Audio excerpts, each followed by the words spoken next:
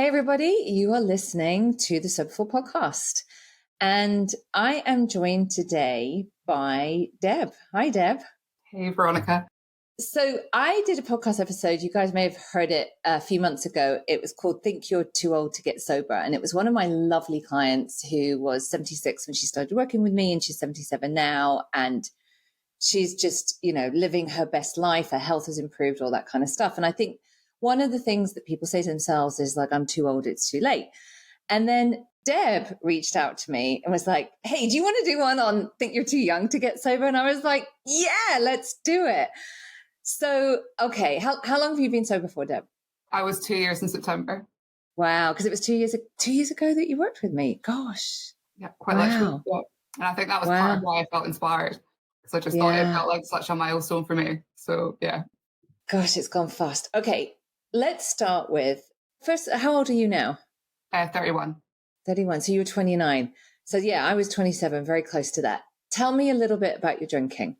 So I describe myself as one of those drinkers who could take or leave it generally. So I was never someone that would come home and have a glass of wine after work. I was never someone that drank every day. But when I did drink, I drank for a purpose. And for me, alcohol was always a tool. And I can kind of see that more now as I look back. It was always around either craving connection or wanting to make an experience feel more special, or just trying to switch off from my own head, I guess. So I think when I discovered alcohol kind of in my teens, I just thought it was really exciting.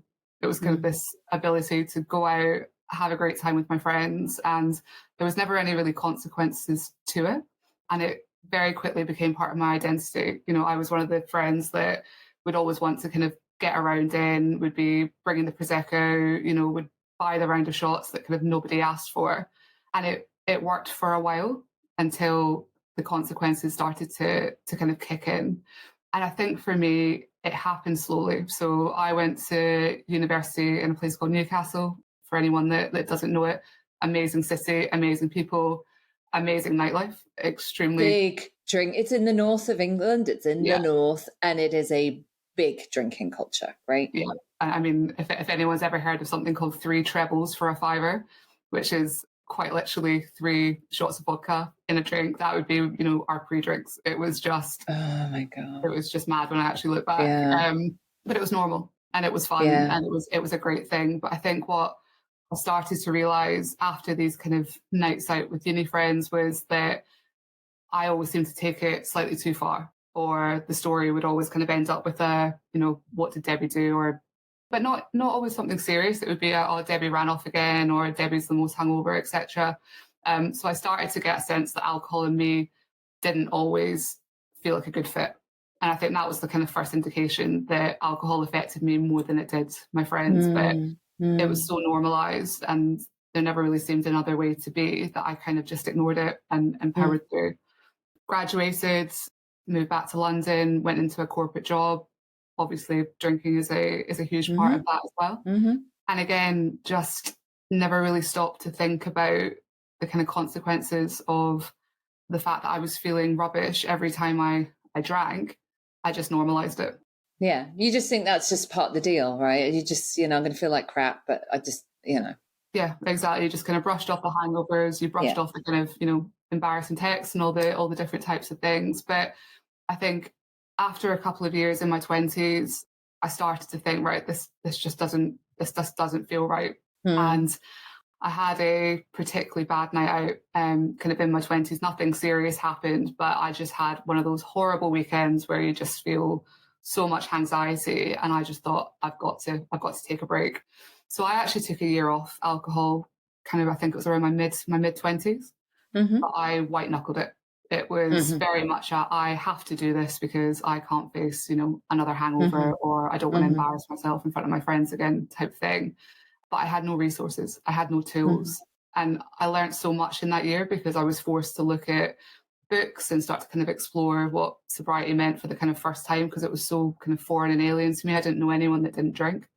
But by the time I got to a year, even though I'd experienced all these amazing benefits, I was so much calmer. The anxiety had gone, obviously no kind of silly regrets.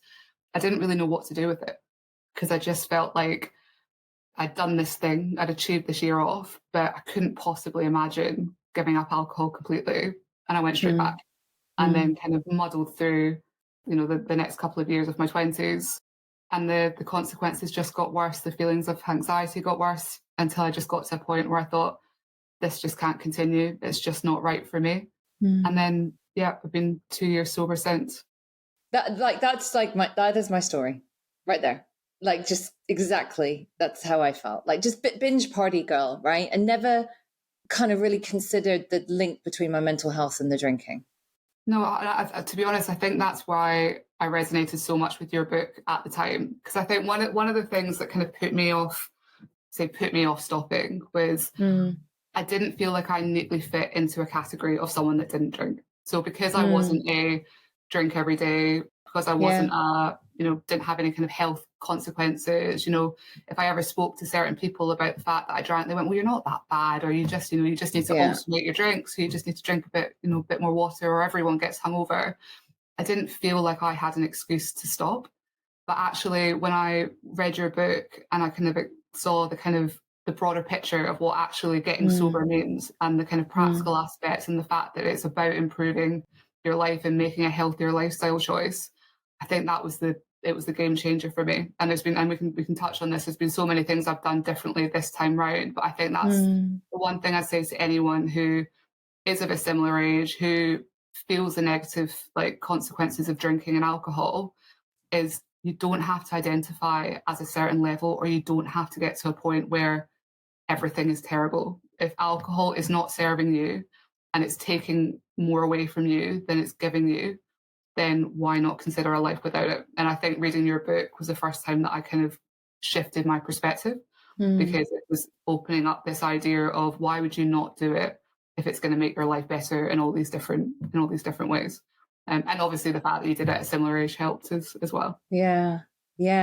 I think that's what's called, the new term now is grey area drinking. People call it grey area drinking. And I'm a bit like, whatever. It's just because we've kind of moved away from the word alcoholic, which I use to describe myself, because I've really related to it, that it's not the drinking, it's how I think. But I understand people's objection to it. And people also think an alcoholic is just a homeless person who's drinking vodka for breakfast. And that's not me. That's not me. So, and that is how people rationalize. But it's like, there's no grey area pregnancy, right? You either are or you aren't. I just, you've either crossed the line and your drinking's problematic, or it's not. And it's that kind of, for me, it's the thinking, it's the thinking about drinking and thinking about not drinking. That's the line. People people don't have a problem, they just don't think about it. People with a problem, we think about it a lot. So I remember when you came to me, not in a job that you liked, not with a social life, not with a great dating history, your body language was kind of a bit like, it was defeated, is how I describe it. Is that fair? Is that a fair description? Yeah, I think I'd gotten to a point in my life where I knew I was ready for some changes. And I think part of the reason that I was drinking and kind of going out was a distraction for sure. So I think that is fair, yeah. Yeah. I just want to say, completely different to the absolute confident, glamorous, I see you on Instagram, like, you're here, you're there, you're in this place, you're in that party, you're going to this thing. And I'm like, I wish I had her life. That was my life when I was your age. It's so funny how similar it is. So it was a big thing to work with me, right? It was a big step. Yeah, it was, because again, it was that kind of feeling of, I'm not bad enough to work with someone. But I think what I'd learned from the first time going sober is that it's not something you have to do alone. Do you know what I mean? And there's so many different avenues, and there's so many ways of support. I think a lot of people think that there's only one route, and there's only kind of one group or some place that you can go. And if you don't necessarily identify with that, or you don't feel comfortable, then that's it. And I think, again, because I resonated with a lot of the focus you put on the practical aspects, and we can obviously touch on this, the focus you put on the likes of movement and community, etc. I knew that would speak to me more, because that's what I was looking for. I wanted a sustainable sobriety. I wanted a sobriety that felt right for me, that was exciting, that was going to make my life better. I didn't want to carry this feeling of I was missing out. which is what I'd done the first time round. I felt like I was giving something up, and I knew that if I was going to build a sustainable sobriety, there had to be that shift. I had to feel like I was making a positive lifestyle choice, because that's what it has ultimately been for me, for sure.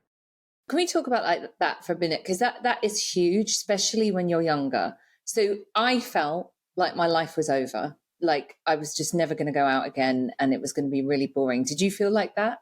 Oh, 100%. And I'm really lucky because I've got amazing friends who have supported me. They're all my silly, drunken dramas and whatever, and they totally supported my decision to stop drinking. But it was me. I thought, things are not going to be the same. How are we going to have these amazing moments together? How am I going to go on holiday? How am I going to go to weddings? How am I going to go to festivals? Kind of all the classic panics of, God, I'm never going to have fun again. And I think I was listening to one of your podcasts earlier where you talk about this kind of grieving process of kind of what you're going to give up. And I definitely went through that for a moment, but I am so glad that I saw those kind of early months through, because those experiences now genuinely are 100 times better without alcohol, for sure. But yeah, initially you do get that panic of, God, I'm going to be boring. This is it. Everyone's out on Saturday having an amazing time, apart from me, right? It's like that. And that's why. So one of the best things I did early on, and it was actually off a piece of advice that you gave me, was around finding community.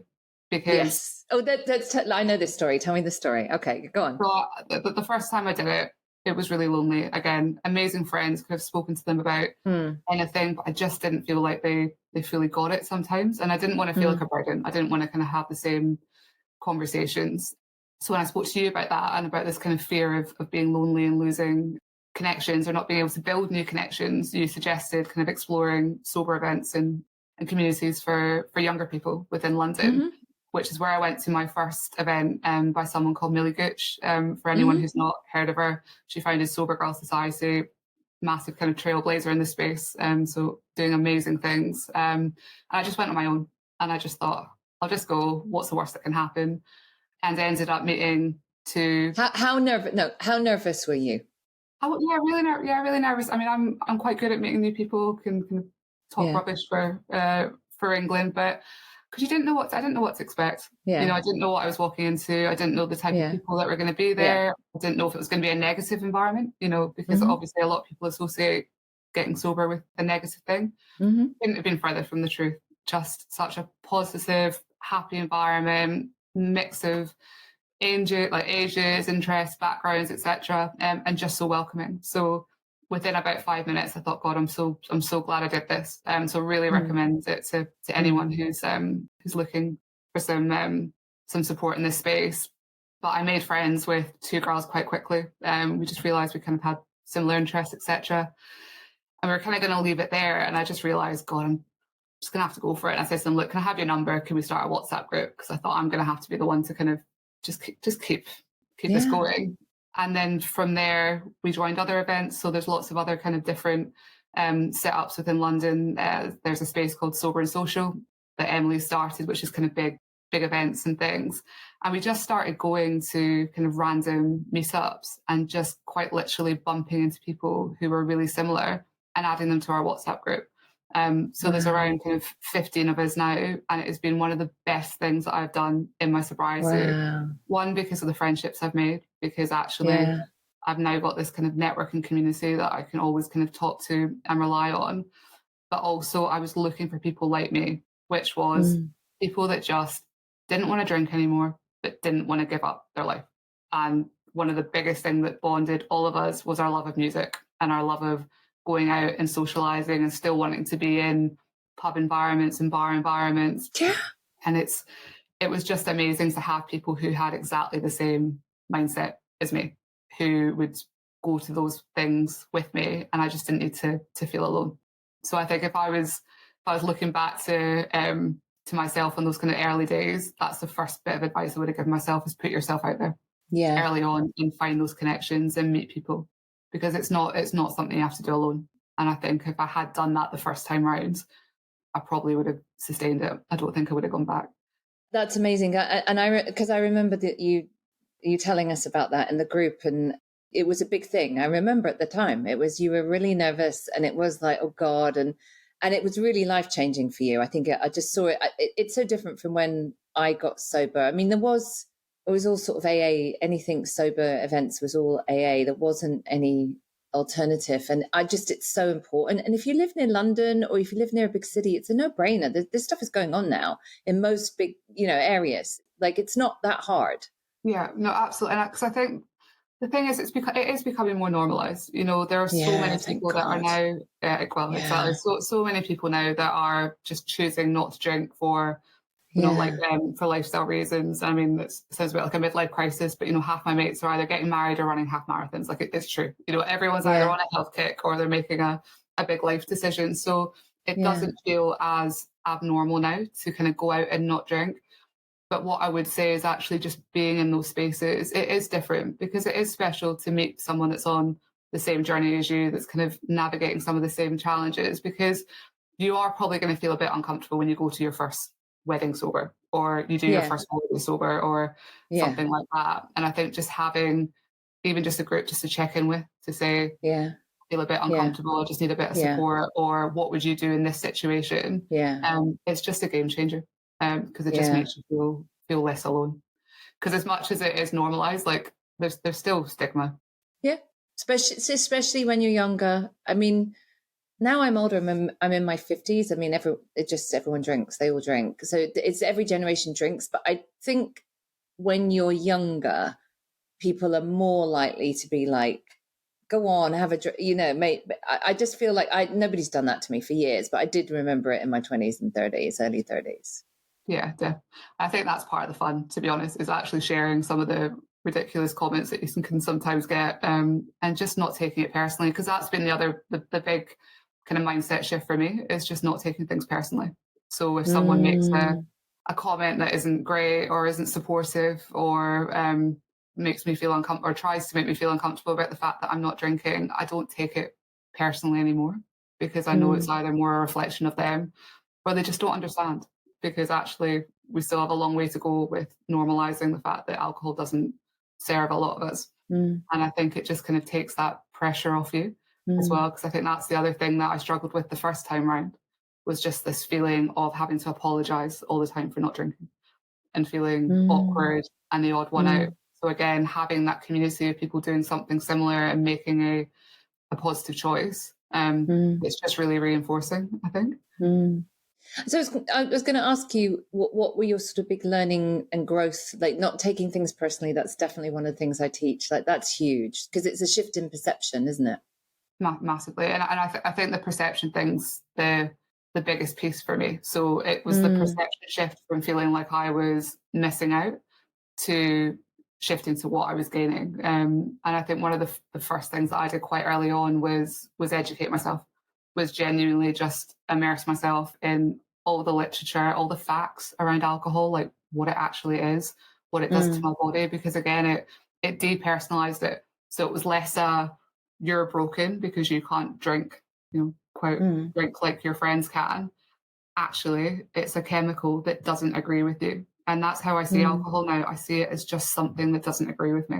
And I'm not going to try and dance or navigate with this thing that just makes me ill, basically, is how I see it now. And it just allows that kind of detachment. So I think educating myself on what alcohol actually is and why it affects me the way it does has been key. I think building a life outside of it. So a big game changer for me has been fitness.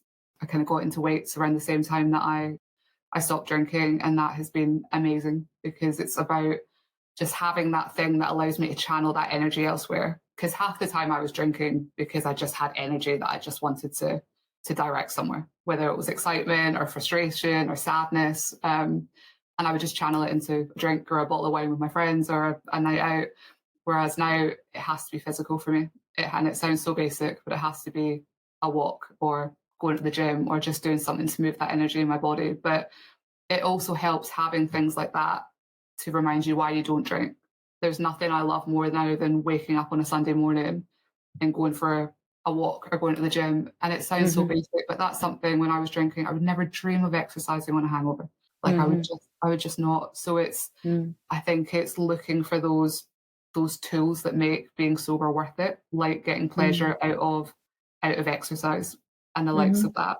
And I think the other big thing for me is re-experiencing those moments that I thought I needed alcohol for and changing my mindset. So for me, it was learning how to love holidays sober. It was learning how to love weddings sober, like experiencing festivals and nights out and kind of going through the uncomfortable process and working out what does and doesn't work for me. So for example, again, super basic, I can't go on a night out and be hungry. Because if I'm hungry, I get twitchy. I'll think about, oh, I wish I had a drink, or I want to kind of eat. So I make sure I eat. If I go on a night out, I'll have a nice glass with, you know, something alcohol free in it. I will make sure I have an exit plan. I will, you know, have someone to text. I think it's about building that toolkit of things that help you when you're in those moments. But what I would say is you will get to a point where you don't need them, because it will just feel so normal and it will feel so comfortable. And I'll never forget some of the first moments I had when I was dancing at a nightclub at like 4 a.m, just on Red Bull, you know, and not G&Ts. And I just thought, this is just amazing. It's just like being a kid again. Honestly, Veronica, it's just like getting back to what pure joy is. And I think there's nothing I can recommend more than kind of relearning how to love life without needing alcohol. I just love it. I just love it, because that's what I say is like, there's a period of time between leaving the land of alcohol where you believe it's the best way to have fun. Like there's a period of time where it's just a bit trudgy. Yeah. And then you enter this new land of fun, excitement, belonging, connection, relaxing and rewarding yourself without alcohol, and it's better. And I had those moments where I'm just like, I just had the best night. Like there's nothing alcohol could have added to that. In fact, now I see if I'd added alcohol to that, it would have taken. Yeah. It wouldn't have been as good a night as what I had, laughing, dancing, joking. And that just is that will change your neuro pathways when you begin to have those experiences. Yeah, exactly. And I think I was listening to one of your podcasts earlier, and you spoke about the phase you go through when you're like, is this it? And I went through it. I know lots of my friends have gone through it. Yeah. And I think it says people don't panic when you go through that. It is easy to go, this can't just be it. I want more, but it will come. It will come if you put yourself out there. And again, I think that's the mindset shift. If you isolate yourself, if you tell yourself that everything's miserable, if you don't go and try new experiences, if you don't look after your body, and obviously don't restrict. You also talked about don't restrict yourself, which I agree with. Don't, try and go on a super strict diet and give up alcohol at the same time. Yeah, don't deprive yourself. Don't deprive yourself. But, if you look after yourself, if you do all the things that make you feel good, everything will just become so much better if you can just get through this phase of it feeling a little bit uncomfortable. For sure. You kind of like 2 years and 1 month ago, if I'd have shown you this, would you have believed it? Probably not, no. If I'm being really honest, no, probably not. No. Why not, do you think? I think because I didn't have the evidence of it. Yes. And I think that's the other piece that I would say to people is you've got to build up that data. So that's why I've had a lot of friends in the past who have given up after, say, a month or 90 days. And obviously it's amazing to go that long. But I always want to say to them, just give it 6 months or give it a year. You haven't given yourself the time to kind of collect that data and evidence of how much better you can feel, how easily you can, regulate your own nervous system, like the joy that you'll get from being a better friend or a better, loved one to your family, etc. I think I hadn't built up enough evidence of what it was like to be this version of me. And if I'm being really honest, I didn't have the confidence in myself. I think my self-esteem was quite low at the time. And I just didn't picture myself feeling confident and proud in the way I am, now. And I think that's the other amazing thing about sobriety. Obviously, life is still hard. There's still lots of, kind of challenges and things outside my control, but it's filtered in to so many other areas of my life in a positive way that I hadn't factored. So, I've changed, I have changed job. I've made new friends. I'm so much healthier and fitter than I was. And I'm just much more in tune with myself and my body and my mind, because once you start educating yourself on things like alcohol, for me, it just spun an interest in everything to do with mental health and well-being, etc. So it just unlocked this new chapter of just wanting to look after myself as well. And I think that's the other thing I would say to someone who's maybe not feeling great or feeling quite low, or they're carrying a lot of shame for, say, a rubbish night out or something. Like, I would say to them, you're worth this. Alcohol is not a reflection of you. Like, you're not a bad person because you can't handle your drink. And again, say that with quotes. It just is something that does not agree with a lot of us. Yeah. So just get out the ring. I can't remember, someone said to me, like, why even get in the ring? Why are you having a boxing fight with someone that's gonna smack you in the face every time? Because it's chemical. Your brain can't control it. My brain could not control alcohol. Didn't matter how many glasses of water I had, it just didn't agree with me. But it doesn't make me a failure. It doesn't make me a bad or less of a person because I can't drink, basically, is how I see it now. So that's what I would say to someone, is stop seeing it as a failure of character if you're struggling with alcohol, and look at what you can gain.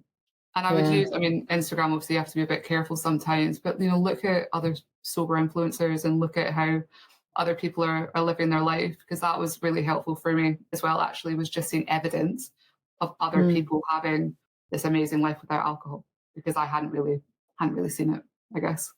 I just want to say that's a really big thing, is evidence. I'm glad you said that, because I just feel with me, people don't believe me. People just think I've always been like this, right? They just think I've always been like, and again, my life is great. It's really good, but it's a life, there's always things going on and what have you, but I can navigate my life really well, and my relationships are good and all of that kind of stuff. But everyone has life stuff. I don't ever want to portray that everything is perfect and all that kind of stuff.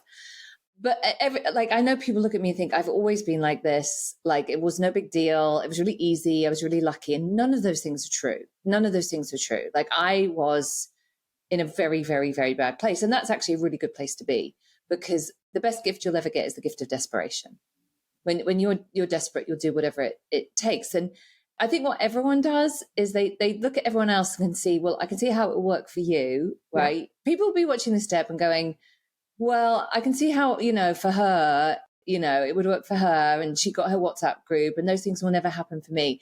But I'm going to just tell you, I remember you, and I remember how you did this little dance in between. I think there was a stopping, and there was a starting, and there was a 1 foot in, and there was a 1 foot out. And it was exactly everything you said. You just couldn't believe that it could be that different or possible for you.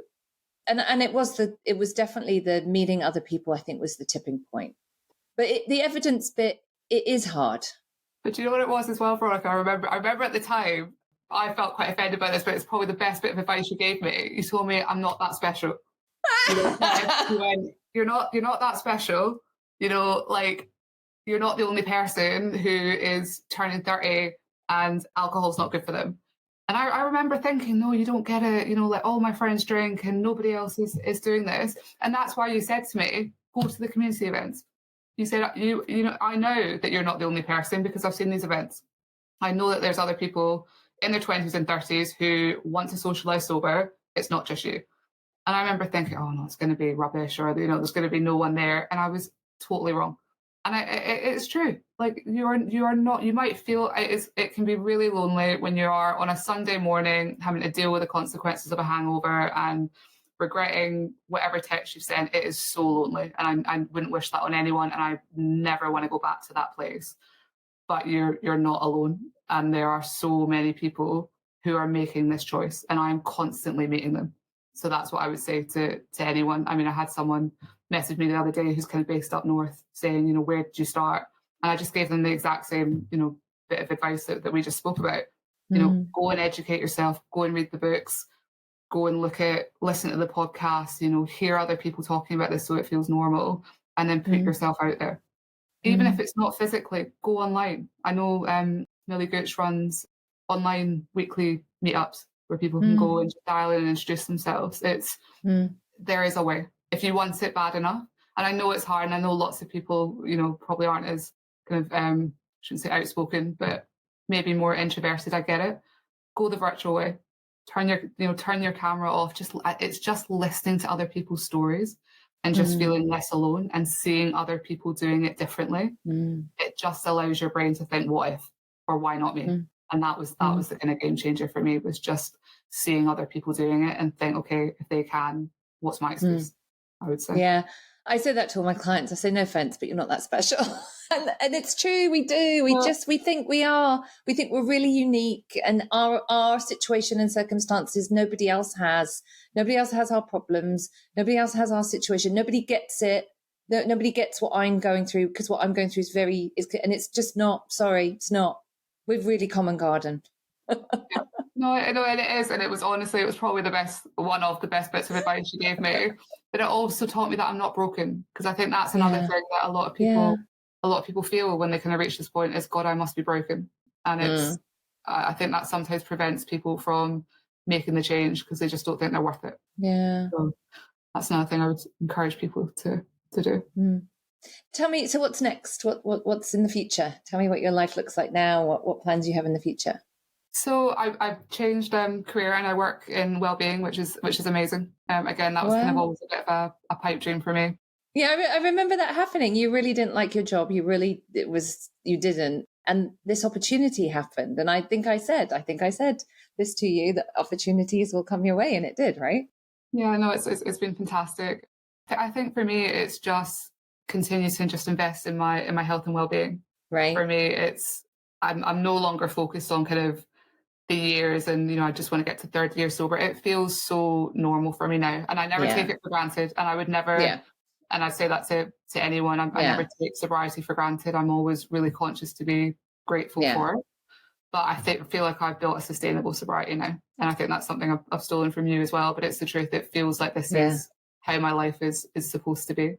So for me, it's just about continuing to meet more people in this space and focus on broader aspects of well-being, just becoming the healthiest version of myself. And I would never have had the chance to do this if I was still drinking. So, no, it's exciting. Brilliant. Deb, thank you so much for coming on and telling your story. I think a lot of people will relate to this. I've just loved seeing you on Instagram and your life take off. It's the best thing for me. It never gets old for me. And I know what I was going to say when you said about like getting up on a Sunday morning, like one of the things, like, it's changed over the years. Like when I was your age, I was the same. That get up Sunday, I'd go for a run, I'd get the paper. Like I loved it when nobody was about. I love going into going into town and stuff when there was no one about. And my husband and I, now we walk the dog early on a Sunday because where we live is very hot. So we walk the dog at like 6:37. And I still appreciate that is a gift of sobriety, that I love being up early on a Sunday, seizing the day, getting like a really long walk out of the way before anyone else. It just feels really good. Like it's just great. No, I love it. No, it's amazing. I think that's the other thing that my friends and I all still do, is we still just, we take these moments and we just feel really grateful, and we share them with each other. Yeah. It makes me a bit cringe, but we will text each other for feeling grateful for something. Yeah. But my final thing would be, though, is to say it is all very wholesome. It's great, but it's not boring. We will still be out at whatever nightclub or whatever until X time in the morning, and go out on Saturday night. But you get to do both, and that's the best thing. You get to do both without any regrets. So cannot recommend it enough to someone that is considering it. It's great. Same. I was still doing that. I was like, I love music too. I would go to like the V Festival every year and like gigs. Like I love doing that. I did that all the time. And thank you. It is not boring.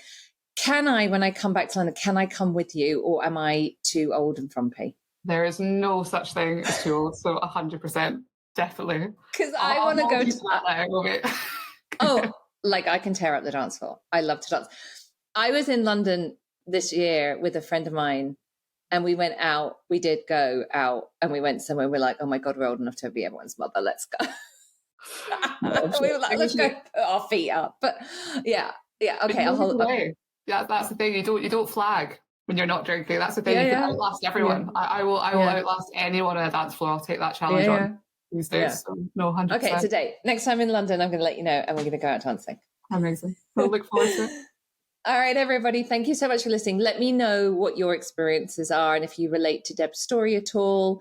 She's just fantastic. I've seen her grow and change, and I'm just so happy. And both of us want us to know that you're not special and different, and it can happen for you as well. And you just have to show up and put your sobriety first and keep going. So thanks, Deb. Thank you so much.